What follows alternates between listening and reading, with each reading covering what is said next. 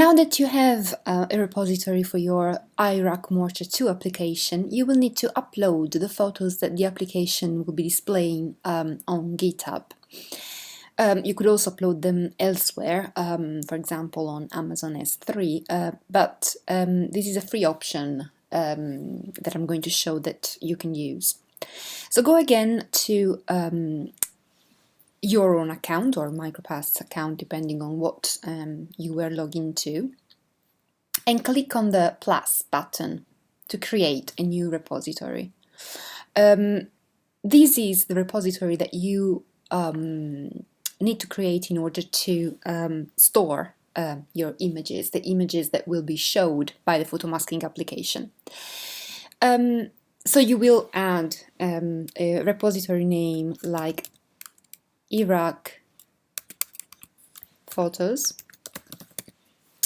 maintaining the settings to public, initializing with a README, and then click on create the repository.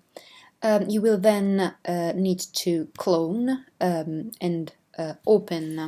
clone the repository and open it in your desktop version of GitHub. And then you will need to open the iRack Photos folder with in Finder and add there all the images that you will have taken or will be given to you. These are the photos, again, that will be showed by the photo masking application, the photos of the objects that will be used, that will be masked via crowdsourcing and subsequently used to create a 3D model of the artifact. Once you have added the images, you will need to these additions will be showed in your desktop version of GitHub, and you will need to commit the change, and this is something that will be showed on your desktop version of GitHub, and then sync. Once you've done that, here in the online repository, you will have the iRack Photos folder populated with all the photos of the artifact that you added locally. And at that point, the only thing that you will need to do is to go on your Google Drive, create a spreadsheet document, copy-paste all the file names of the photos that you have uploaded on GitHub, and prepend https //raw github/user/content.com/the username, so either your username or MicroPast's, depending on what you used, / the name, the short name of the repository, /master/ and then obviously you have the name of the image file.